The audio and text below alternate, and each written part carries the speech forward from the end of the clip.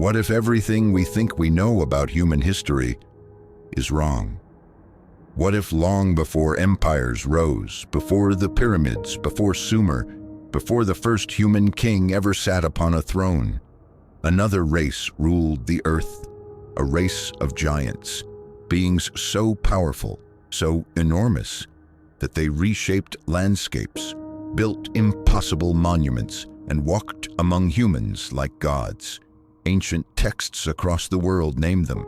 Some call them the Nephilim, others the Rephaim, the Titans, the Watchers' children, the Forgotten Ones. But here's the truly unsettling part.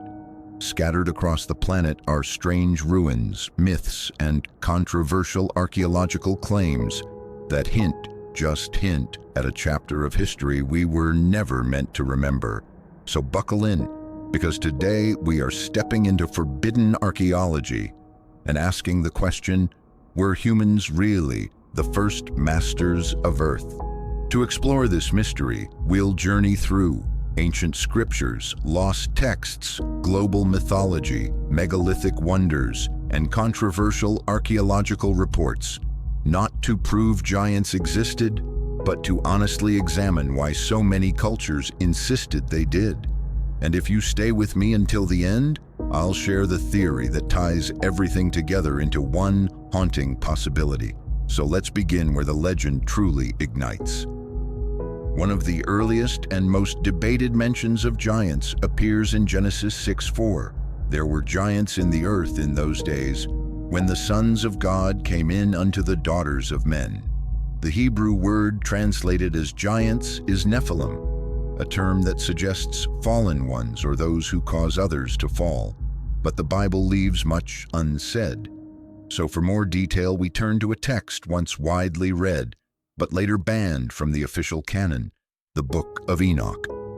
Enoch describes the Watchers, celestial beings assigned to watch over humanity, but they broke a divine law. They descended, took human women, and produced hybrid offspring, enormous, powerful, uncontrollable, the Nephilim. According to the text, they consumed vast resources, waged war, and even turned on humans. Their existence plunged the earth into violence, so destructive that the flood was sent to wipe the slate clean. But here's the question. If the flood destroyed them, why do giants keep appearing in later stories? Because the legends don't end with Noah. They continue, from Goliath in the Bible to King Og of Bashan, described as towering over all others, to mythologies across nearly every continent, which leads us somewhere even stranger. During the 1800s and early 1900s, numerous newspaper reports claimed that enormous human-like skeletons had been uncovered, often inside ancient burial mounds. Some accounts described skeletons measuring 8, 9, even 12 feet tall.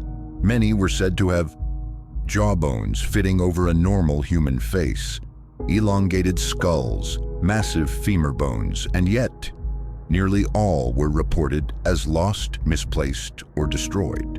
Some alternative researchers argue that major institutions suppressed this evidence because it didn't align with the accepted timeline of human evolution. Now, to be clear, there were hoaxes, there were exaggerations, but here's the key point. There were also enough consistent reports across different regions that the pattern raises questions. Were all of them fake, or did some reveal an inconvenient truth? We may never know, but we do know this. Stories of giants don't belong to just one culture. They appear globally, almost universally, and that matters. Let's take a world tour. In Greece, the Titans ruled before the Olympian gods. In Norse mythology, the Jutnar existed before mankind, primordial beings of chaotic power. In Ireland, the Fomorians, monstrous giants, battled the Tuatha De Danann for control of the island. In the Middle East, the Rephaim were described as ancient giant kings. Among Native American tribes, legends speak of red-haired giants, towering warriors who clashed with early tribes. In South America, stories tell of giant visitors arriving by sea, bringing destruction. Different cultures, different languages, different continents, same recurring archetype. A race of giants existing before or alongside humanity. Ask yourself, why does this story repeat globally across millennia? Coincidence? Shared psychological symbolism? Or cultural memory of something real, now lost?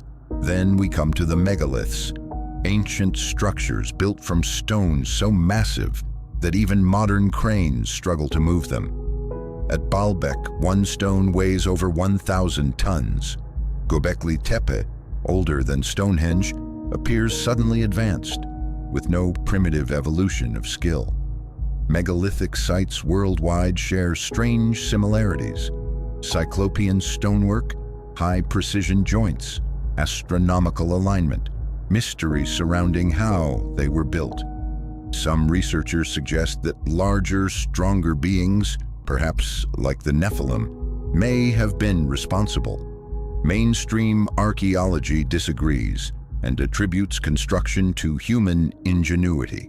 But the truth is, we cannot fully explain how some of these structures were built, nor why similar techniques appear thousands of miles apart. It leaves an open door to possibility. So we return to the question, what if humans inherited the Earth rather than conquered it? What if a powerful civilization, giant or otherwise, existed before us, vanished in catastrophe and lingered only in myth? Perhaps flood legends record their destruction, megaliths mark what they built, and ancient texts preserve their memory, not as fantasy, but as distorted history. Whether giants truly walked the earth, we may never know for certain, but these stories endure for a reason. Maybe they warn us, maybe they remind us, maybe they're echoes from a forgotten age, whispering across time. So now I want to hear from you. Do you think another race once ruled the earth? Or are giants purely myth and symbolism? Tell me in the comments. I read every single one. And if you love exploring the mysteries of our ancient past, hit like, subscribe for more deep dive documentaries and watch the next episode. Because one thing is certain, the past is far stranger than we've been told.